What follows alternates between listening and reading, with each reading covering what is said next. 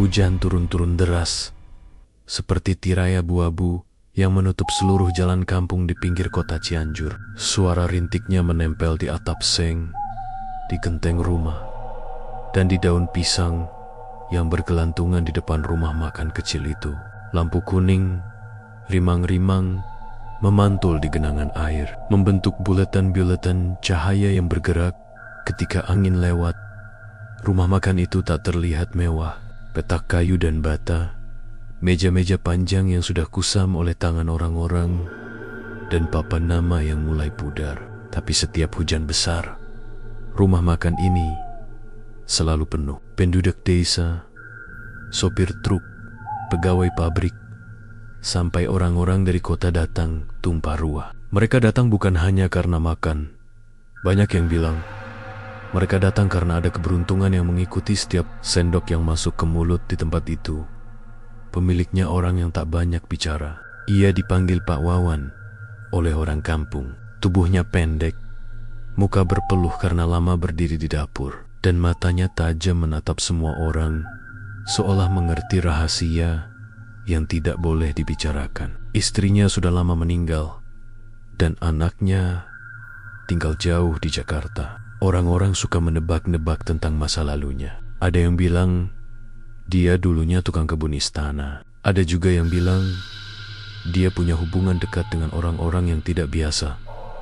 Rina pertama kali mendengar cerita rumah makan itu dari teman kuliahnya yang pulang kampung. Kalau hujan gede, datang aja ke sana, kata temannya santai. Katanya di situ makanannya beda, lebih berisi, rezekinya lancar. Rina yang kerja paruh waktu menulis untuk portal berita lokal datang bukan hanya karena rasa ingin tahu. Ia mencium bau berita, sesuatu yang bisa bikin orang pingin baca sampai tengah malam. Malam itu Rina tiba ketika hujan sudah mulai mereda. Meja-meja penuh, dan dari meja satu terdengar gelak tawa yang lebih keras dari biasa. Di meja dapur, armada piring datang dan pergi. Ada pepes daun pisang yang masih mengepul, sambal goreng dengan warna merah gelap yang mengkilap, dan piring-piring kecil berisi lalapan segar. Bau rempah dan asap kelapa sangrai mengisi udara, membuat kepala Rina terasa hangat. Ia duduk di pojok, memesan seporsi pepes istimewa dan segelas teh manis. Seorang pelayan muda dengan wajah pucat segera datang. Pelayan itu menatap Rina agak lama, seolah menimbang sesuatu, lalu tersenyum tipis dan berkata sambil menunduk, "Hujannya deras malam ini, Neng. Banyak orang pulang kampung cari berkah." Rina mencatat diam-diam, meletakkan pena di buku catatnya. Matanya berkeliaran melihat detail, cara orang memegang sendok, bagaimana piring-piring kosong ditumpuk, dan bagaimana orang-orang berbicara dalam bisik-bisik ketika topik yang berat muncul di meja sebelah. 3 orang tua laki-laki sedang membicarakan sesuatu yang serius. Kata-kata mereka disisipkan oleh tawa yang sedik sekali. Rina mencondongkan badan sedikit, ingin mendengar lebih jelas. "Dulu waktu hujan seperti ini," kata salah satu dari mereka, "Pak Wawan sering membersihkan halaman sampai subuh. Ia pura-pura siram-siram tanaman, tapi kata orang tua dulu, dia itu memandikan tumbal, biar rezeki banjir," katanya. Rina merasakan bulu kuduknya meremang. "Tumble?" tanyanya dalam hati. Kata itu memanggil beanggen-beanggen yang tak ingin dilihat, tubuh yang dipersembahkan, ritual yang sunyi, sebuah harga yang dibayar untuk kelimpahan. Dia menanyakan hal itu pada pelayan saat membawa pepes. Pelayan itu menatap ke dapur, lalu berbisik, "Tutup mulut, Nang. Di kampung sini kalau sudah ngomong, bisa bikin masalah. Tapi, kalau mau tahu, lihat saja waktu hujan. Lihatlah bagaimana Pak Wawan berjalan ke kolam kecil di belakang rumah makan. Dia membawa kain putih, dan selalu pulang membawa sesuatu yang basah." Rina berusaha bertanya lebih jauh, tetapi suasana rumah makan tiba-tiba berubah. Lagu dangdut di sudut panggung berhenti, percakapan menipis, dan semua mata tertuju ke pintu dapur. Dari sana keluar Pak Wawan, Dia tidak membawa pesanan seperti biasa. Ia menarik sebuah ember yang berisi kain putih. Kain itu kelihatan berat. Ketika ia melangkah, beberapa kursi kosong seolah secara tidak sadar memberi jalan. Hujan turun lagi, lebih deras dari sebelumnya. Lampu di luar berkedip, membuat bayangan Pak Wawan semakin panjang. Ia berjalan menuju halaman belakang, melewati renting-renting pohon yang tertiup angin, melewati kolam kecil yang dipenuhi lumut. Orang-orang di rumah makan menunduk, beberapa memegang tangan teman di sebelahnya, beberapa menutup setengah wajah dengan tisu, seperti menahan bau yang tak bisa diucapkan. Rina mengikuti dari jauh. Jantungnya berdegup cepat, antara takut dan penasaran. Ia menyelinap melalui pintu samping yang sedikit terbuka. Di halaman belakang, ada sebatang pohon beringin besar. Akar-akarnya menjalar ke permukaan tanah. Di bawahnya, ada sebuah batu pipih yang sudah halus oleh kaki yang sering berdiri di atasnya. Lampu minyak kecil tergantung di dahan, membuat cahaya bergoyang. Pak Wawan menyebarkan kain putih di batu itu. Ia berbicara pelan, hampir seperti nyanyian. Suaranya penuh keyakinan, tanpa ada ragu. Ia membawa air dari ember dan mulai memercikan ke kain, seakan memandikan sesuatu yang memang semestinya dimandikan. Rina hanya melihat dari celah daun, tapi bayangannya sudah cukup untuk membuat ia muntah, bukan karena melihat sesuatu yang menjijikkan secara jelas, tetapi karena perasaan bahwa sesuatu yang tak wajar sedang terjadi di tempat yang seharusnya biasa. Ada hal yang aneh. Ketika air menyentuh kain, bau yang aneh tercium, bukan busuk, bukan juga harum rempah, tapi sesuatu yang membuat perut berpilin dan pikiran kabur. Angin membawa bau itu ke rumah makan, dan perlahan suasana di dalam berubah. Orang-orang yang tadi makan tampak lebih riuh, napas mereka lebih ringan, wajah mereka seketika seolah melegakan. Beberapa mengucek kening seperti orang yang baru saja mendapatkan kabar baik. Rina menahan diri dari lari karena kepanikan. Ia menyadari sesuatu yang berbahaya. Ritual malam itu mungkin adalah alasan mengapa rumah makan selalu penuh saat hujan. Ia menyadari pula bahwa jika kebenaran ini sampai tertulis, ia akan mengguncang kampung, bahkan mungkin memanggil bahaya. Hati kecilnya berkata agar ia mundur dan melupakan semua ini. Namun, rasa ingin tahunya lebih besar dari rasa takut. Tiba-tiba, langkah berat terdengar mendekat. Seorang pria tak dikenal berdiri di samping Rina, memegang senter. Pria itu menatapnya dengan mata yang tak ramah. "Kamu dari mana, Neng?" Suaranya pelan, tetapi tegas. Rina merasakan keringat dingin di punggungnya. Ia berusaha menjawab, tapi suaranya tercekat. Pria itu hanya mengangkat bahu dan pergi. Ia seolah tahu bahwa sekilas melihat itu sudah cukup pelanggaran. Rina tetap berdiri, menunggu. Setelah beberapa menit, Pak Wawan menyudahi ritusnya. Ia mengangkat kain putih itu, membungkusnya rapi, lalu berjalan kembali ke rumah makan. Langkahnya tenang, seolah tidak ada yang aneh. Ember kosong ditaruh di tempat biasa, dan ia kembali ke dapur. Ketika Pak Wawan membuka pintu dapur, ada yang berbeda. Wajahnya lembut, seakan beban di pundaknya berkurang. Aroma makanan di dalam rumah makan berubah menjadi lebih menggoda. Pelayan menyalakan kembali lampu, dan orang-orang yang tadinya terdiam kembali memesan. Rina duduk terpaku. Di tangannya, buku catatan terasa berat. Ia harus memilih, menulis kebenaran yang mungkin merusak nyawa orang, atau menyimpan rahasia yang mendatangkan kesejahteraan bagi banyak orang. Di meja tempatnya duduk, piring pipes sudah menanti. Ia menoleh ke dalam piring itu, ke daun pisang yang menutup rapat. Ada rasa ingin tahu yang mengalahkan rasa jijik. Ia mengangkat sedikit daun pisang itu, dan uap hangat mengepul, membawa aroma rempah, serai, dan sesuatu yang susah diidentifikasi. Rina menutup kembali daun itu tanpa mencicipi. Hujan semakin deras di luar. Di kejauhan, petir menyambar, menerangi wajah-wajah orang yang sedang makan dengan kilatan putih. Malam itu berakhir tanpa keributan. Namun bagi Rina, sesuatu telah berubah. Ia tahu entah ia ingin atau tidak bahwa ini bukan sekadar rumah makan biasa. Di balik pepes dan sambal goreng, ada rahasia yang basah seperti hujan. Dan rahasia itu punya harga. Ketika ia pulang, Rina melihat ke belakang rumah makan satu kali lagi.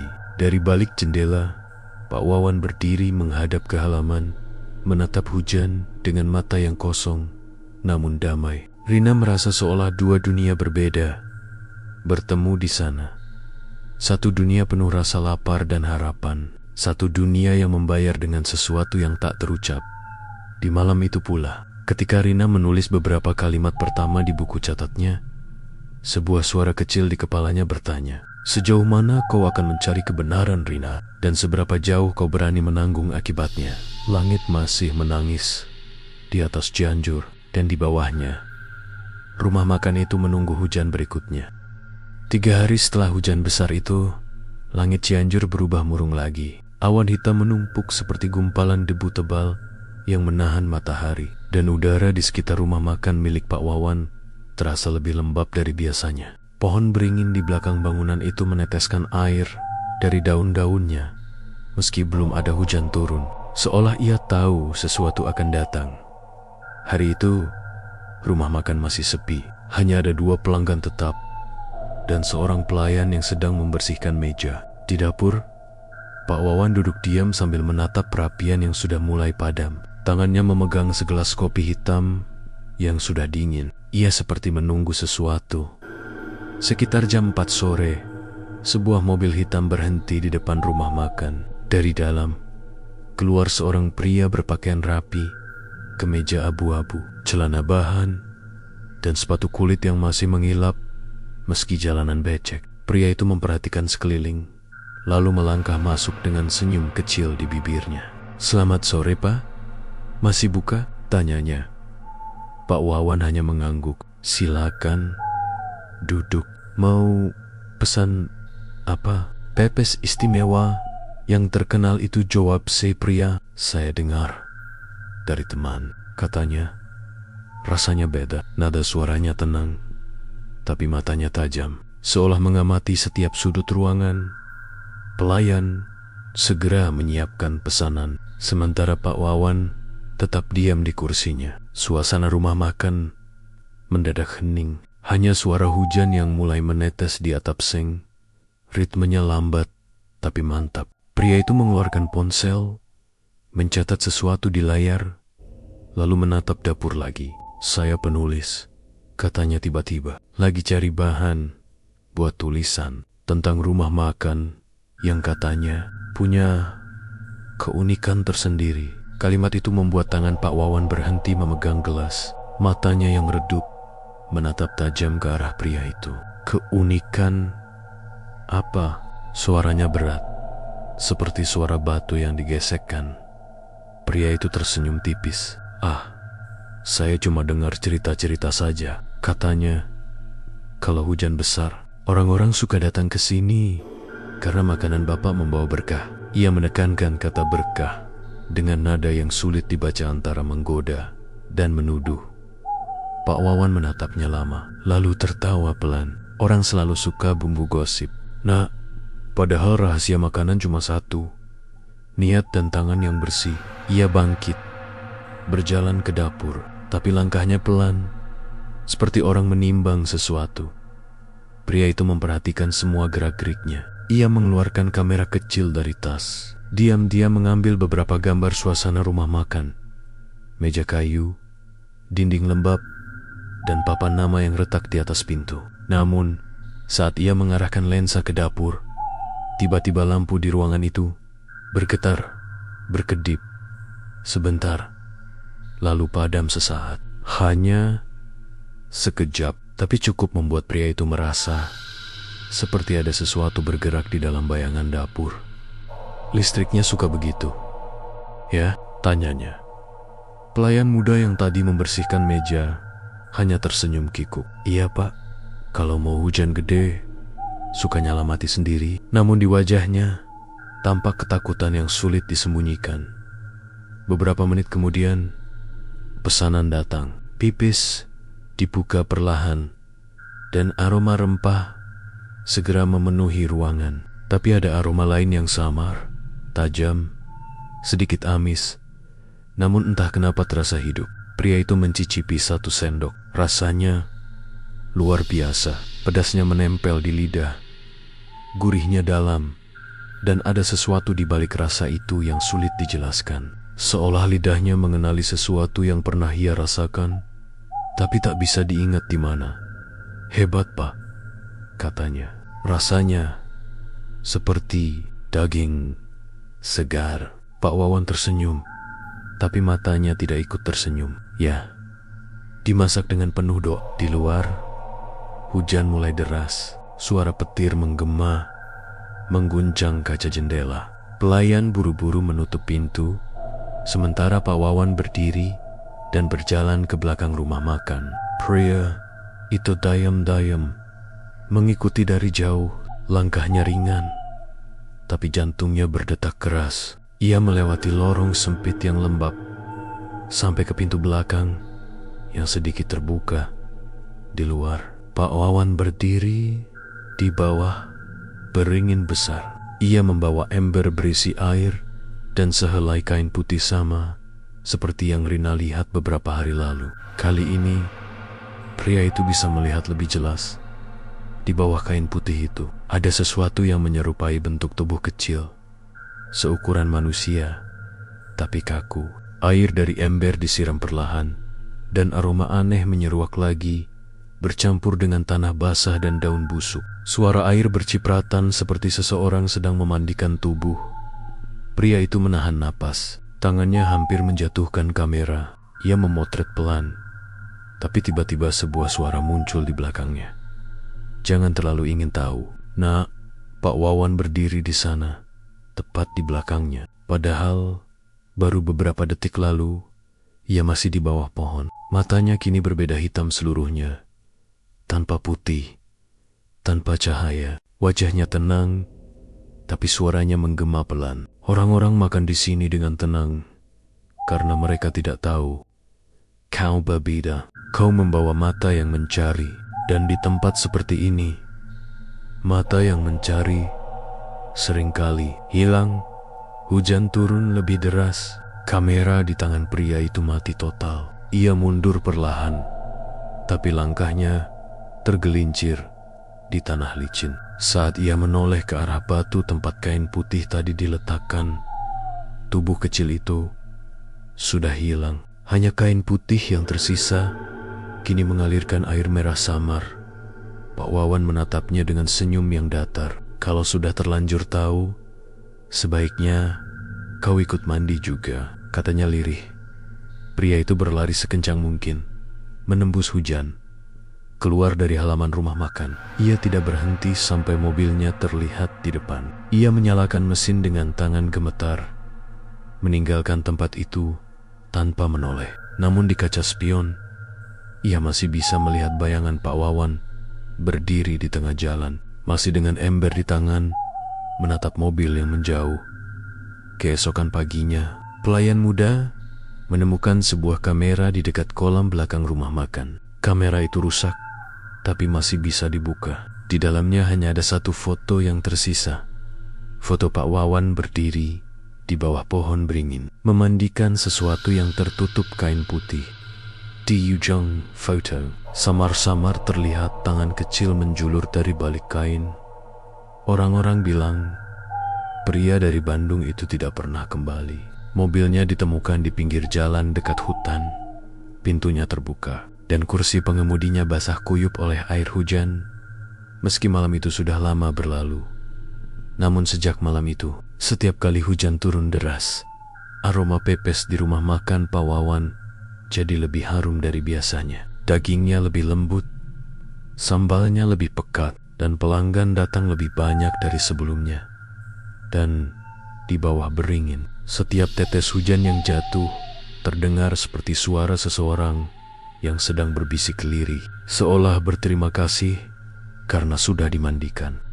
Sejak kejadian malam itu, suasana rumah makan Pak Wawan berubah. Bukan dari luar, justru dari dalam. Dapur terasa lebih dingin, udara lebih berat, dan setiap kali hujan turun, suara-suara aneh mulai terdengar di antara gemuruh dan angin.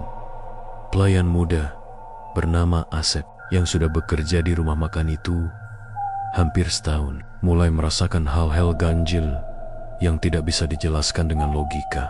Ia adalah anak yatim dari kampung sebelah, dibawa oleh Pak Wawan karena kasihan dan butuh tenaga. Awalnya, semua terasa baik-baik saja. Tapi sejak malam pria dari Bandung itu datang dan menghilang tanpa jejak, Asep mulai sulit tidur. Malam-malamnya dihantui suara lirih dari dapur, suara air menetes, langkah pelan, dan terkadang bisikan kecil yang memanggil namanya dengan nada lembut. Sep, ... AC. Awalnya ia pikir itu suara angin atau tikus di atap. Tapi suatu malam, saat ia mencoba memastikan, ia melihat sesuatu yang membuat darahnya berhenti mengalir sejenak. Dari celah pintu dapur yang sedikit terbuka, ia melihat bayangan seperti tubuh kecil berbalut kain putih, tergantung di udara, perlahan berputar, seperti sedang dijemur. Tak lama kemudian, sosok itu hilang begitu saja, dan bau anyir memenuhi udara. Sejak malam itu, Asep mulai takut sendirian. Namun, pekerjaan tetap harus jalan. Setiap hujan besar, rumah makan semakin ramai. Orang datang dengan wajah bahagia, memuji rasa pepes dan sambal goreng yang tak tertandingi. Tapi hanya Asep yang tahu, setiap kali rumah makan itu ramai, ada sesuatu yang berkurang dari rumah belakang. Seekor ayam lenyap, seekor kambing juga. Lalu, minggu lalu, seorang pengemis yang biasa duduk di depan rumah makan tidak pernah terlihat lagi. Asep mulai mengumpulkan keberanian untuk mencari tahu. Suatu malam, hujan turun lebih deras dari biasanya. Petir menyambar dari arah gunung, menyinari langit dengan warna keperakan. Pelanggan sudah pulang, dan Pak Wawan sedang duduk di meja kasir sambil menghitung uang. Asep menatapnya dari jauh. Pria tua itu terlihat tenang seperti biasa, tapi di matanya ada sesuatu yang aneh, seolah tak pernah tidur, tapi juga tak pernah lelah. "Sep," panggilnya tiba-tiba, "nanti malam jangan pulang dulu. Bapak butuh bantuin sedikit di dapur." Nada suaranya datar, tapi tidak bisa dibantah. Asep menelan ludah. Ia mengangguk meski tubuhnya gemetar. Ketika semua lampu depan sudah dipadamkan, Pak Wawan berjalan ke dapur. Ia membawa baskom besar berisi air dan kain putih. Asep mengikuti di belakang dengan langkah pelan. Bau dupa tercium samar-samar dan lilin kecil menyala di sudut ruangan. "Bantu buka daun pepes di meja itu," perintahnya. Asep menuruti, tapi jantungnya berdetak keras. Ketika ia membuka salah satu daun pisang, ia melihat daging yang belum matang. Warnanya gelap, hampir keunguan, dan ada urat-urat halus yang tampak seperti urat manusia. Ia segera menutupnya kembali, pura-pura tidak melihat. "Kenapa diam?" tanya Pak Wawan tanpa menoleh. "Gak apa-apa, Pak," jawab Asep cepat. "Ponye beda." Pak Wawan tersenyum samar. "Daging terbaik datang dari pengorbanan terbaik. Sep, kau akan paham nanti." Ucapan itu menancap di kepala Asep seperti paku. Ia engine Larry, tapi kakinya berat. Di luar, hujan makin deras. Suara air mengalir di got belakang, terdengar seperti ratapan panjang. Kemudian, dari arah pintu belakang, terdengar tok-tok. Suara ketukan pelan, 3 kali.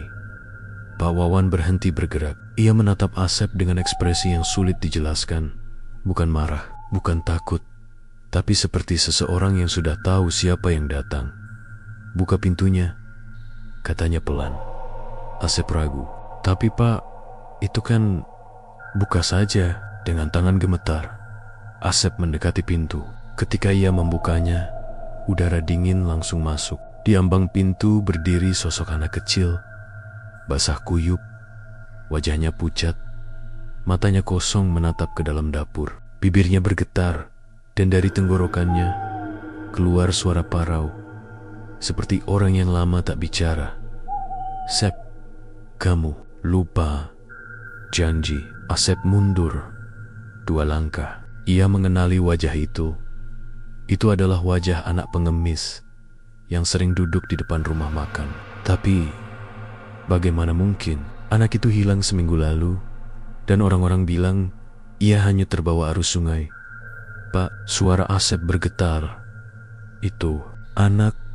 Namun saat ia menoleh, Pak Wawan sudah berdiri di belakangnya dengan wajah datar. "Itu bukan anak, Sep," katanya lirih. "Itu cuma sisa dari yang sudah dimandikan." Tiba-tiba sosok anak kecil itu menunduk. Tubuhnya berguncang, lalu mulai meneteskan air dari matanya.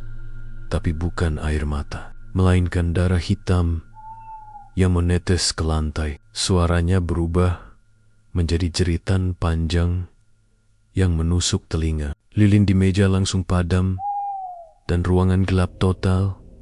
Asep berlari tanpa arah. Ia menabrak meja, menjatuhkan piring, sampai akhirnya keluar ke halaman belakang. Petir menyambar, menerangi beringin besar. Di bawah pohon itu, ia melihat kain putih terbentang di atas batu.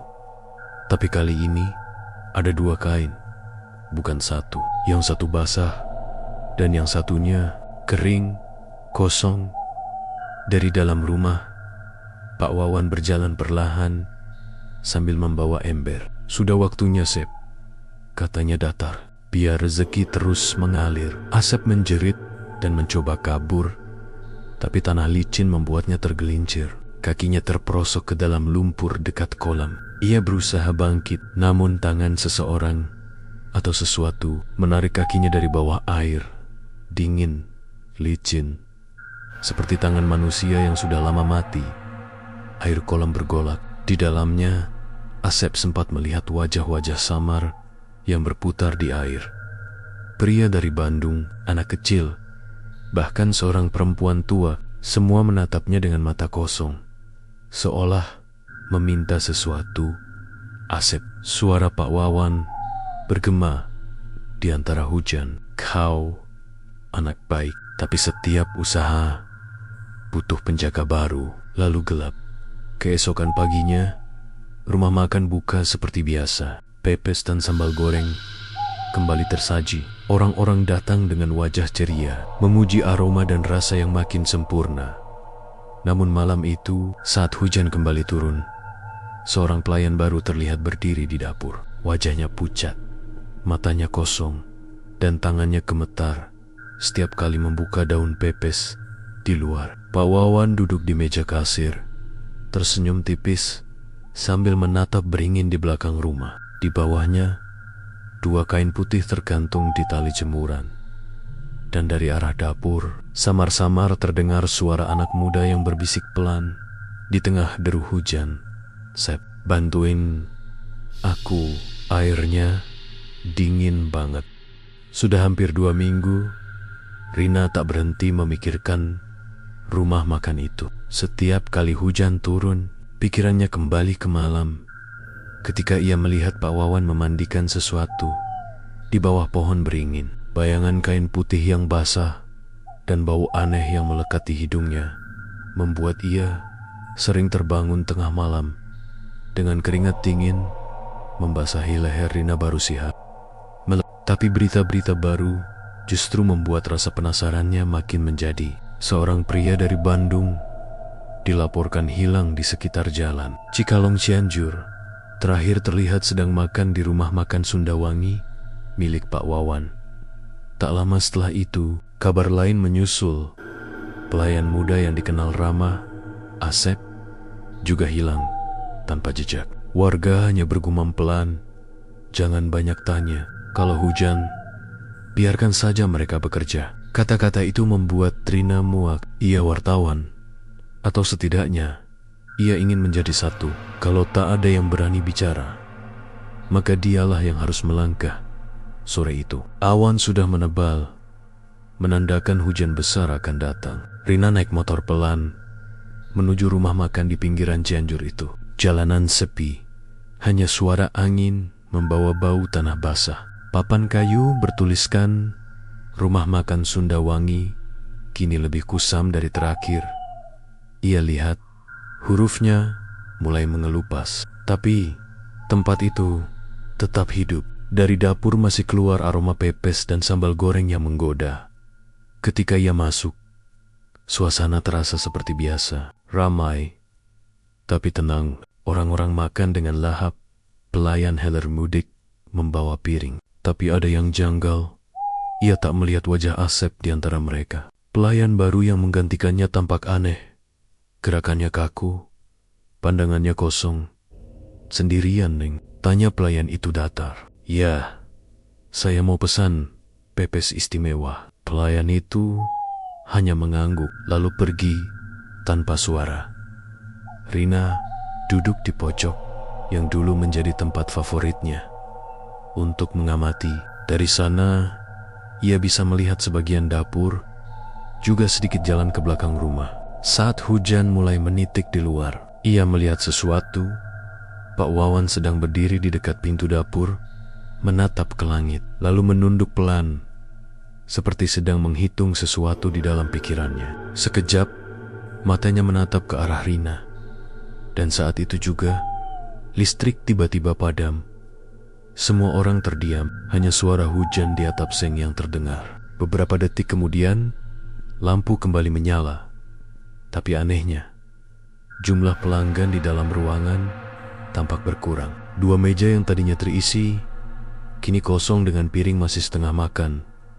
Rina menatap sekeliling. Kok bisa cepat gitu mereka pergi? Pekannya, tapi pelayan baru hanya tersenyum ketika ditanya. Kalau sudah kenyang, orang cepat pulang, Neng. Jawaban itu terdengar aneh. Apalagi ketika Rina sadar sendok di meja kosong itu masih meneteskan minyak. Artinya baru saja digunakan. Setelah makan malam berakhir dan pelanggan lain pergi, Rina diam-diam menunggu di dekat motor. Ia menunggu sampai Pak Wawan menutup pintu depan dan lampu-lampu padam. Hanya cahaya lilin dari dapur yang tersisa. Perlahan, ia berjalan memutari rumah makan dari samping, menyelinap lewat celah pagar kayu yang sudah lapuk. Di belakang, pohon beringin masih berdiri megah.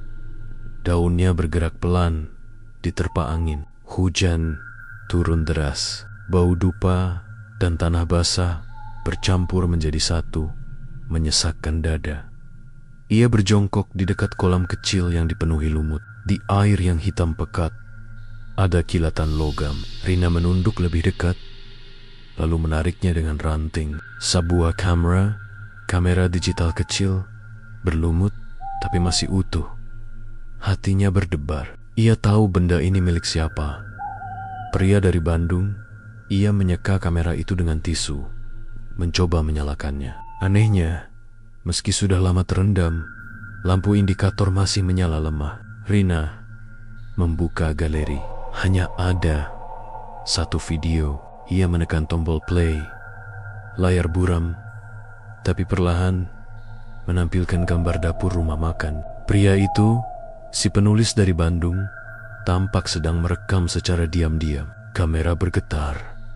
Mungkin karena tangannya gemetar. Lalu, dari balik tirai dapur, muncul Pak Wawan, membawa sesuatu yang terbungkus kain putih. Suara dalam video itu berbisik. Dia benar-benar melakukannya. Pak Wawan menyiram air ke arah kain itu. Dan saat air mengenai kain, muncul semburat merah samar. Lalu, kain itu bergerak pelan, seperti ada sesuatu di dalamnya yang bernafas.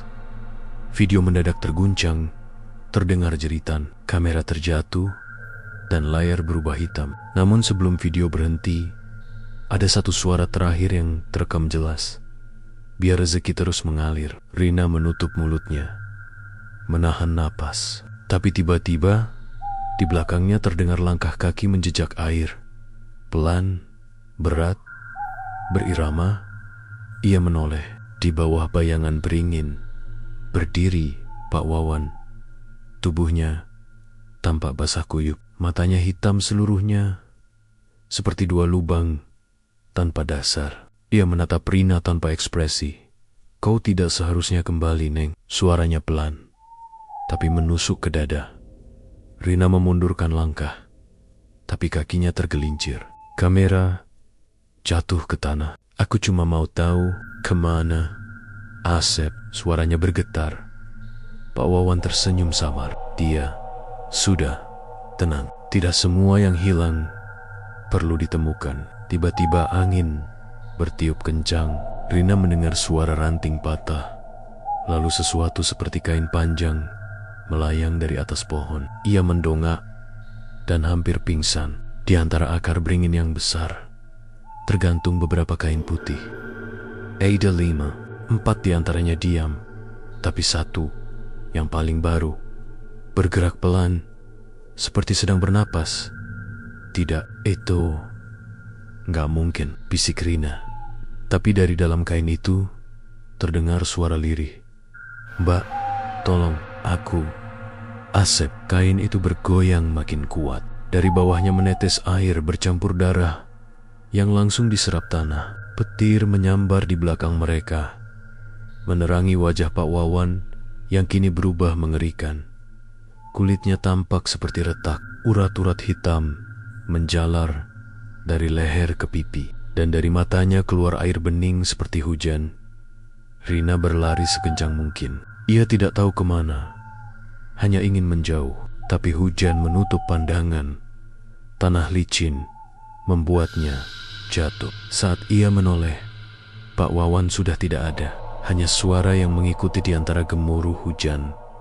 "Kalau kau tulis, Neng, hujan tak akan berhenti." Keesokan paginya, warga menemukan motor Rina di pinggir jalan, dengan helm dan tas masih tergantung. Tak ada tanda-tanda perlawanan. Di jok motor hanya ada satu benda, kamera digital yang sudah mati total. Namun anehnya, setiap kali hujan turun, warga mengaku mendengar suara perempuan dari arah rumah makan, lirih tapi jelas.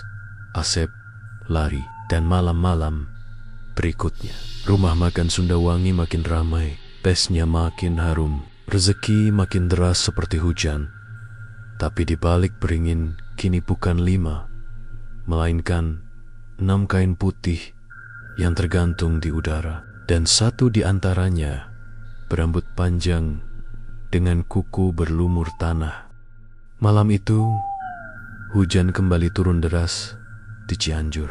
Petir menyambar seperti sedang menandai sesuatu yang kelam. Rumah makan rasa Sunda asli terlihat ramai seperti biasa. Setiap kali hujan datang, mobil-mobil berjejer di depan. Lampu temaram menggantung di bawah atap bambu, dan aroma pepes serta sambal goreng khas rumah makan itu menyebar menggoda di udara dingin. Namun malam itu ada sesuatu yang berbeda. Dari arah dapur, suara gamelan kecil terdengar lirih, seperti alunan dari masa lalu yang tak seharusnya diperdengarkan di dunia manusia. Karyawan yang baru bekerja sebulan, Rian, mulai merasa aneh. Ia sudah sering mendengar cerita dari para pegawai lama tentang ritual pemilik rumah makan, Bu Ewis. Tapi selama ini, ia menganggapnya hanya bualan untuk menakuti anak baru. Tapi malam itu, semuanya terasa nyata. Ketika Rian sedang mencuci piring di belakang, listrik tiba-tiba padam. Semua lampu mati. Suara pengunjung dari depan hening, lalu berganti menjadi bisik-bisik panik. Dari arah dapur terdengar suara tumpahan air, diikuti oleh sesuatu yang seperti kumaman mantra. Rian menoleh, dan dari celah pintu dapur, ia melihat pemandangan yang membuat tubuhnya gemetar. Bu Ewis berdiri di depan ember besar, berisi air, bercampur darah. Di sampingnya, tubuh seorang lelaki tua, tergeletak di lantai, sudah tak bergerak. Bu Ewis mengambil gayung, menyiramkan air itu ke tubuh si lelaki, sambil menggumamkan kata-kata Sunda tua yang tak dimengerti Ryan. "Heula, sing mandiku berkah hujan, sing ngalir rejeki, sing ayanu datang. Setiap kali air itu disiramkan, hujan di luar semakin deras. Rian hampir menjerit, tapi suara langkah di belakangnya membuatnya menahan napas. Ia berbalik dan melihat Arif, rekan kerjanya, berdiri dengan wajah pucat pasi. "Diam, Heri," bisiknya. "Pelan, kalau dia tahu kita ngintip, kita bisa gantiin yang di ember itu." Rian menelan ludah. Tubuhnya bergetar. Mereka berdua mundur perlahan. Tapi tiba-tiba suara keras terdengar. Krak, sebuah sendok jatuh dari meja. Bu Ewis berhenti. Matanya langsung menoleh ke arah celah pintu, menatap lurus ke arah mereka. Mata itu tidak seperti manusia. Putihnya nyaris hilang. Hanya tersisa pupil hitam yang membesar seperti mata hewan. "Ayanu ningali," gumamnya dengan suara rendah, serak, tapi penuh kekuatan. Lampu di ruangan tiba-tiba menyala sendiri. Dapur kembali terang, tapi lelaki tua di lantai sudah tidak ada. Ember besar itu kosong. Hanya tersisa bau amis dan anyir yang menusuk hidung. Rian dan Arif berlari keluar secepat mungkin. Tapi saat mereka melewati ruang makan, para pengunjung yang tadi ramai makan sudah tidak ada. Yang tersisa hanyalah piring-piring kotor berisi daging setengah habis. Dan di setiap meja ada setetes darah yang masih hangat. "Mana orang-orang tadi?" teriak Rian ketakutan. Arif hanya bisa menunjuk ke dinding. Di sana, bayangan-bayangan hitam tampak seperti orang sedang duduk, makan, tertawa tanpa suara. Satu persatu bayangan itu menoleh ke arah mereka berdua. "Kamu ikut makan, Rian?" Suara perempuan dari belakang terdengar lembut, tapi dingin. Rian menoleh. Bu Ewis berdiri di ambang pintu, mengenakan kebaya basah kuyup. Rambutnya meneteskan air. Tangannya memegang sebuah piring pepes yang masih mengepul. "Iya, coba. Dagingnya empuk sekali malam ini." Aroma daging itu menyengat, tapi ada sesuatu yang membuat perut Rian mual. Ia mengenali potongan itu. Bekas luka bakar di kulitnya. Bentuk jarinya yang tak asing. Itu lengan si lelaki tua yang tadi disiram air darah. Rian berteriak dan lari keluar bersama Arif. Tapi begitu mereka sampai di halaman, hujan berubah jadi sangat deras. Suara air seperti jeritan ribuan orang. Tanah di sekitar rumah makan bergetar. Dan dari bawah tiang bambu, penyangga bangunan, Monghil Tengen-Tengen, pucat berlumuran lumpur, mencoba meraih kaki mereka. Arif jatuh duluan, ditarik oleh tangan-tangan itu ke dalam lumpur. Hanya sempat menjerit satu kali sebelum tenggelam. Rian berusaha kabur, tapi di jalanan depan rumah makan, genangan air mulai berubah warna menjadi merah, kehitaman. Di kaca jendela rumah makan, ia melihat pantulan wajah Bu Ewis berdiri di belakangnya dengan senyum dingin dan mata yang kini benar-benar hitam pekat. Sakali Dewi. Hujan gede datang. Kudu Ayanu dimandikan. Setelah malam itu, rumah makan rasa Sunda asli sempat ditutup beberapa minggu. Tapi tak lama kemudian, lampu-lampunya menyala lagi. Ada spanduk baru bertuliskan cabang baru, rasa Sunda asli Cianjur. Dan setiap kali hujan turun deras di Cianjur, mobil-mobil kembali memenuhi parkiran. Aroma pepes dan sambal goreng khasnya kembali menggoda siapapun yang lewat. Namun di dapur belakang, di dalam ember besar itu, airnya tidak pernah jernih. Apakah kau masih ingin tahu siapa yang dimandikan saat hujan berikutnya turun?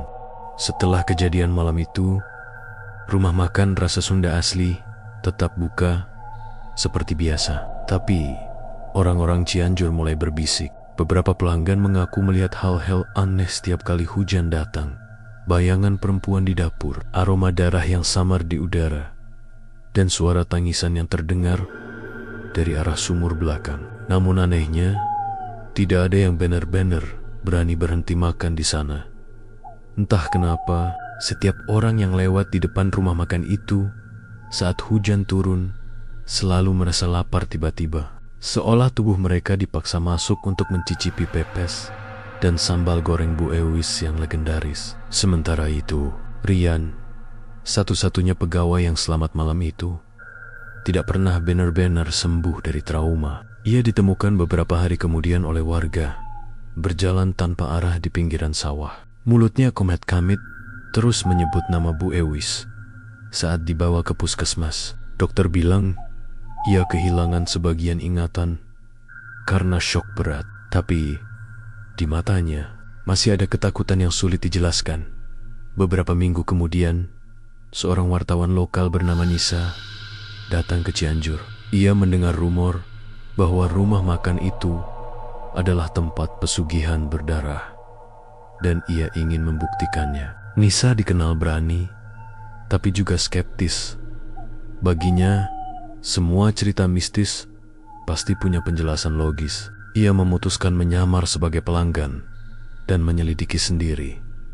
Hari itu hujan deras mengguyur, waktu yang tepat untuk datang ke sana.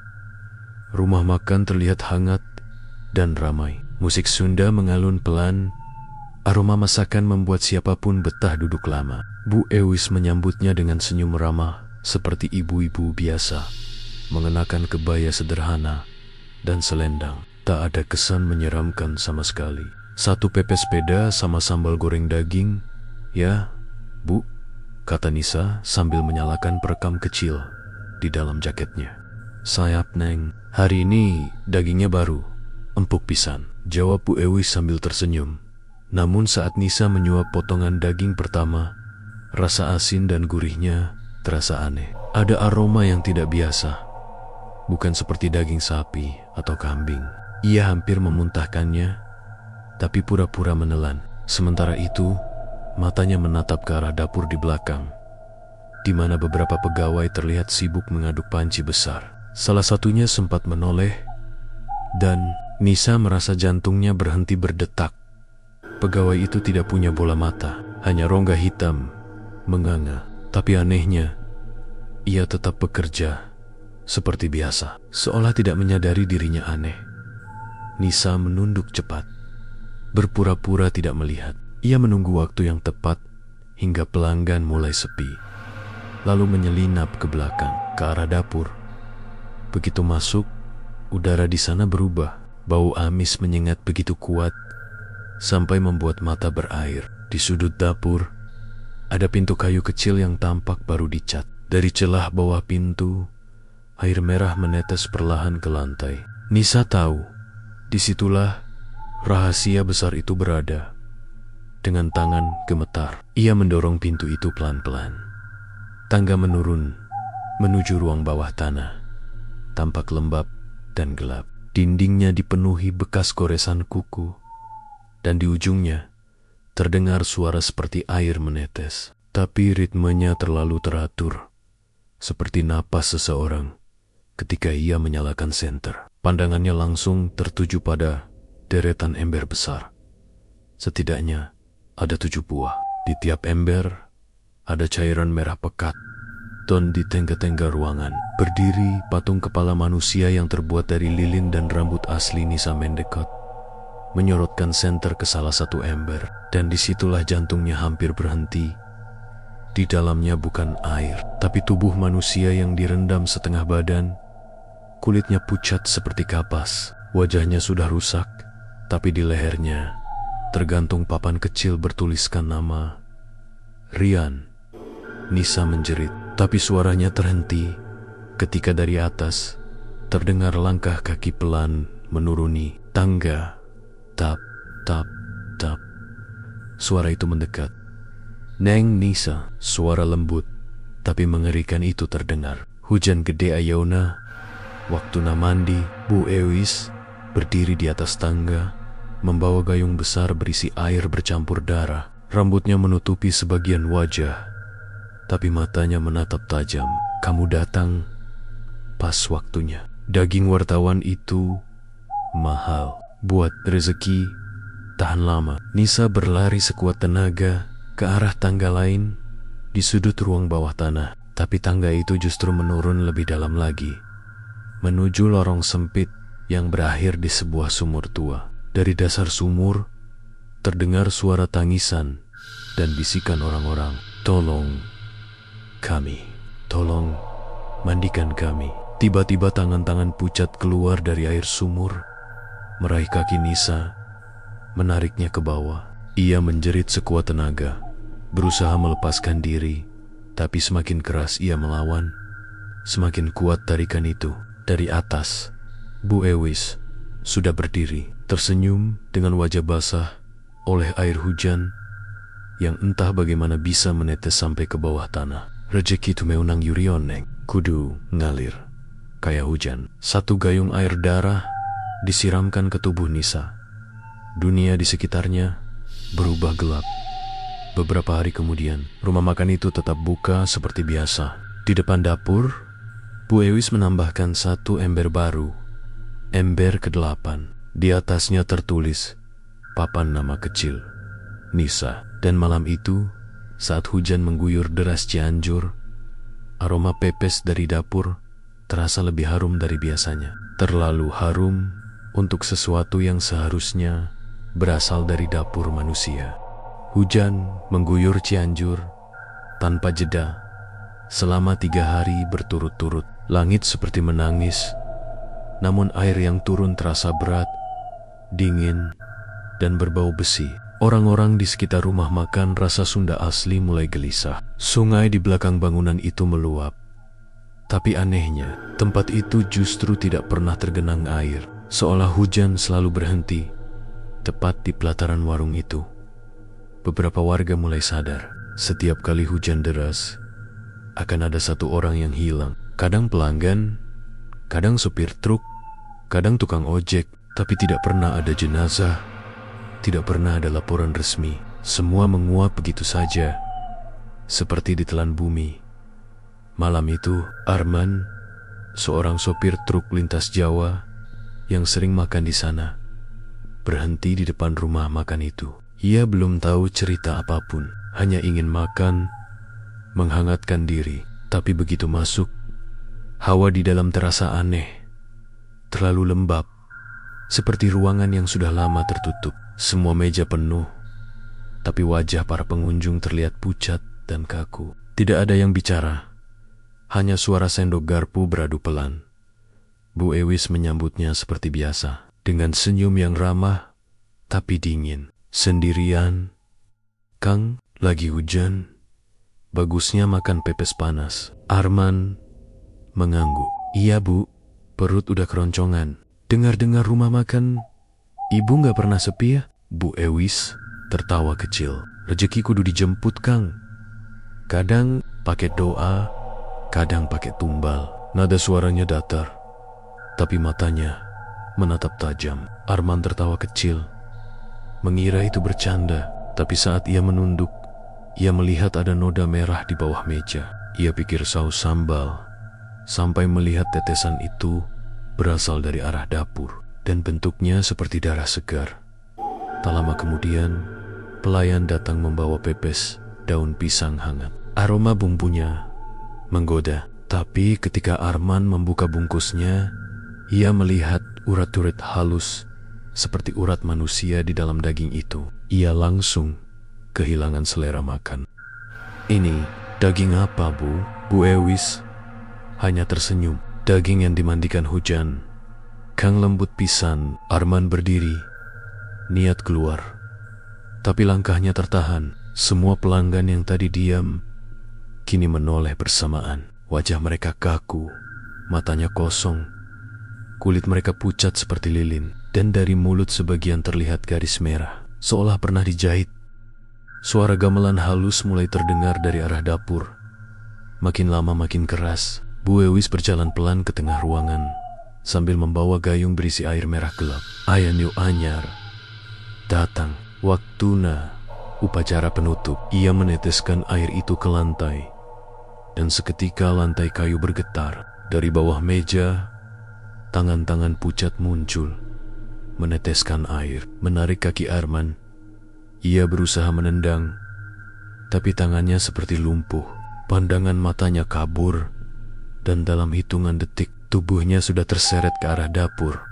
Di sana, pintu kecil menuju ruang bawah tanah sudah terbuka lebar. Bau busuk bercampur darah menyambut. Arman menjerit saat melihat deretan ember besar berisi tubuh manusia. Sebagian masih utuh, sebagian sudah hilang bagian tubuhnya. Di dinding terpampang foto orang-orang yang pernah hilang, termasuk Rian, Arif, bahkan wartawan bernama Nisa. Bu Ewis berdiri di tengah ruangan, menatap Arman dengan senyum lebar. Kudu aya pamungkas, kang ritual tu bisa yurian. Lamun tu aya nu terakhir, hujan moal berhenti. Hujan di luar semakin deras, sampai atap dapur bocor. Air hujan menetes ke ember-ember itu, menimbulkan suara tuk-tuk, tuk, seperti hitungan ritual. Lalu tiba-tiba, seluruh lampu padam, gelap. Hanya suara air dan bisikan samar dari segala arah. Kuring lapa, kuring tu bisa keluar. Kuring hayang, mandi Dewi. Arman menyalakan senter dari HP-nya. Cahayanya menyorot wajah-wajah pucat yang menggantung di langit-langit seperti mayat yang dijemur. Semua mata itu terbuka, menatap lurus ke arahnya. Ia menjerit, berlari ke arah tangga, tapi begitu sampai di atas, bukan rumah makan yang ia lihat. Yang ada hanyalah sawah luas dengan air setinggi lutut. Dan di tengah-tengahnya berdiri Bu Ewis. Tubuhnya kini bukan manusia. Kulitnya retak.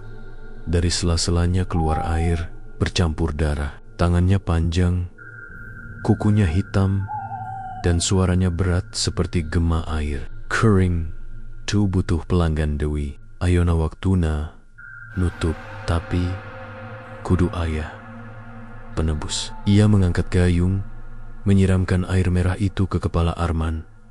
Seketika, tubuh Arman membeku, matanya kosong. Ia perlahan menunduk dan berjalan kembali ke rumah makan yang entah muncul dari kabut, membawa ember besar. Di dalam ember itu, ia menaruh air hujan dan satu potong daging segar. Keesokan harinya, hujan berhenti. Untuk pertama kalinya dalam seminggu, matahari bersinar hangat. Tapi ketika warga melewati rumah makan rasa Sunda asli, bangunannya sudah rata dengan tanah. Tak ada sisa dinding, tak ada papan nama, tak ada bekas kehidupan. Hanya genangan air merah yang masih basah. Dan di tengahnya berdiri sebuah ember tua dengan tulisan samar di sisinya. Rasa Sunda asli, buka saat hujan. Malamnya, suara gamelan halus kembali terdengar dari kejauhan. Dan di kabupaten lain, beberapa kilometer dari sana, papan baru berdiri di pinggir jalan raya Sukabumi. Cabang baru, rasa Sunda asli Cianjur. Hujan pun turun perlahan, seperti menyambut. Dan dari dapur warung baru itu, aroma pepes panas kembali tercium. Namun kali ini, lebih amis dari sebelumnya.